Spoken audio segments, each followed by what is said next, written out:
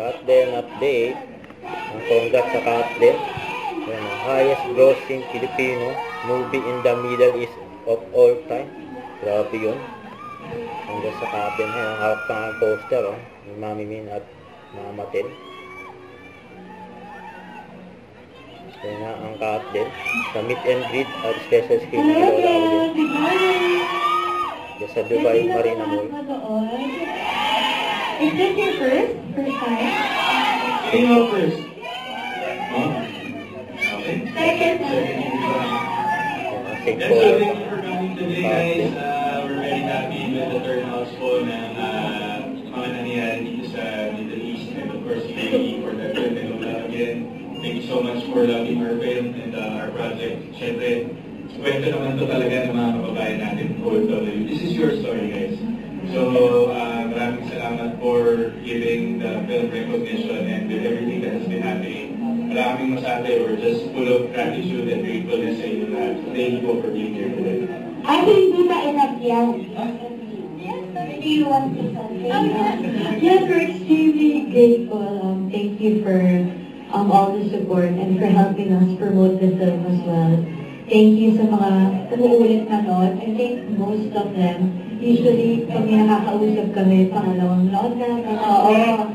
And hindi nyo alam kung gaano kalaking tulong siguro yung as simple as pag nagpo-post na kayo, na nakatulong yun sa pelikula.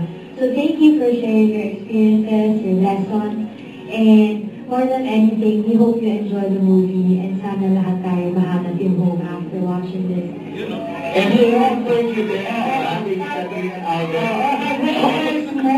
Oo, kasi napaka-date po nila. Meron tayong big announcement. May big announcement. Alam mo naman sa big announcement namin? Wait lang. Kayo ba? Ready na kayo sa big announcement? Okay. Sino din ang gustong makapanood yung uncut version ng Pinoy?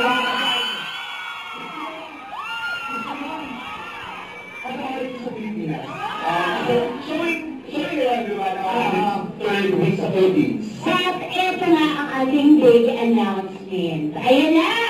Yan, no? Congratulations!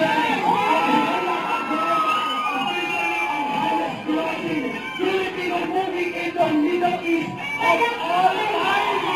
Grabe yan, Time! Okay, hindi ganun kadali ma-achieve ito. Okay, in just 47 or in just 7 days! Isang linggo pa lang yan, guys. Oo. Ilang po talaga yan, promise. Ano masasabi niyo doon? Thank you guys, kayo to. This is all you guys. Thank you for maraming masabi, you know. Ito ay nangyayari since day one, diba?